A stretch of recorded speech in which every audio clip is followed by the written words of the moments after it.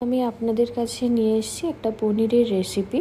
পনিরগুলোকে আমি কিছুক্ষণ গরম জলে ভিজিয়ে রেখেছিলাম 5 থেকে 10 মিনিটের মতো। তারপর পনিরগুলোকে ভালো করে ড্রাই করে নিয়েছি। এখন আমি এটাতে একটু গোলমরিচের গুঁড়ো আর নুন ভালোভাবে মাখিয়ে নেব। আমি যেহেতু গ্রেভিটা সাদা রাখতে চাই তাই হলুদের ইউজটা করছি না। বাটার নিয়ে নিয়েছি। বাটারটা ভালোভাবে গরম হয়ে গেলে বাটারের মধ্যে আমি পনিরগুলোকে একটু হালকা করে ভেজে নেব। খুব বেশি ডিপ ফ্রাই করব না, একদম হালকাভাবে ভেজে নেব। পনিরগুলো ভাজা হয়ে গেলে আরেক দিকে আমি প্রিপেয়ার করে নেব কাজু বাদাম, আদা, লঙ্কা আর দই দিয়ে। এখানে আপনারা পোস্ত ইউজ করতে পারেন, তাতে কোনো সমস্যা নেই। নিয়ে একটা ব্যাটার বানিয়ে নেব আমরা। ব্যাটারটা তৈরি হয়ে গেলে আবার কড়াইতে বাটার নিয়ে বাটারের মধ্যে একটু গোটা গরম মশলা, যেগুলো আপনাদের ভালো লাগে আপনারা ইউজ করতে পারেন, লং, এলাইচি, গোলমরিচ, তেজপাতা, এইগুলো দিয়ে কিছুক্ষণ মশলাটাকে হালকা করে ফ্রাই করে নেবেন। যখনই দেখবেন একটা স্মেল চলে আসছে তখনই আপনাদেরকে ওই যে পেস্টটা আপনি বানিয়ে নিয়েছিলেন সেই পেস্টটাকে আপনাদের অ্যাড করে দিতে হবে।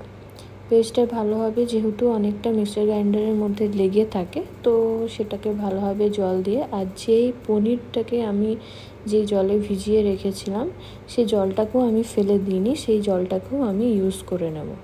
তো এখানে মশলাটাকে কষাতে সময় দিতে হবে। আমি জিরে গুঁড়ো দিয়েছি এক্সট্রা করে, আর আলাদা কোনো গরম মশলা ইউজ করিনি। আপনারা গরম মশলা গুঁড়ো ইউজ করতে পারেন, তাতে কোনো সমস্যা নেই। আমুল ক্রিমও ইউজ করতে পারেন, তাহলে আরও ফ্লেভারটা ভালো। এগুলো আমি অ্যাভয়েড করেছি কারণ আমি মিনিমাম ঘরের মধ্যে যে ইনগ্রিডিয়েন্টসগুলো থাকে সেইগুলো ইউজ করে বানিয়েছি। বাট আমি এটা আপনাদেরকে বলে দিচ্ছি যে আপনারা এগুলো ইউজ করতে পারেন, কারণ এগুলো ইউজ করলে আরও ফ্লেভারটা এনহ্যান্স হবে। তো এখানে আপনারা প্রয়োজন পড়লে একটু আমুলের যে ক্রিমটা পাওয়া যায় সেটাও ইউজ করতে পারেন।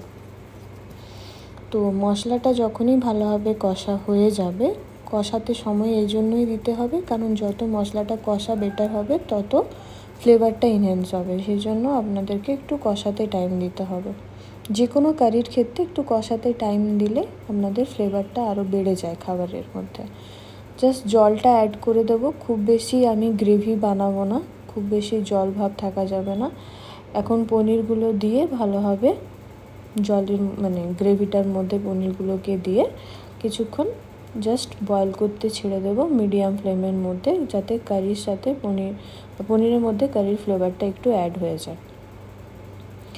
কিছুক্ষণের জন্য ঢেকে রাখার পর আমি উপর থেকে একটু মেথিটা ছড়িয়ে দিলে অ্যাকচুয়ালি মেথির যে ফ্লেভারটা থাকে সেটাও এই কারির মধ্যে খেতে খুব ভালো লাগে, তাই আপনারা অবশ্যই ট্রাই করবেন। উপর থেকে আমি একটু ঘি অ্যাড করে দেব, তাতেও আরও ফ্লেভারটা বেড়ে যাবে। তো ঘিয়ের ফ্লেভারটা এলে আরও ভালো লাগবে। তো প্লিজ এইভাবে বানিয়ে নিন, আর ভিডিওটা ভালো লাগলে অবশ্যই লাইক, শেয়ার, সাবস্ক্রাইব করবেন এবং আমাকে সাহায্য করবেন আরও এগিয়ে যাওয়ার জন্য।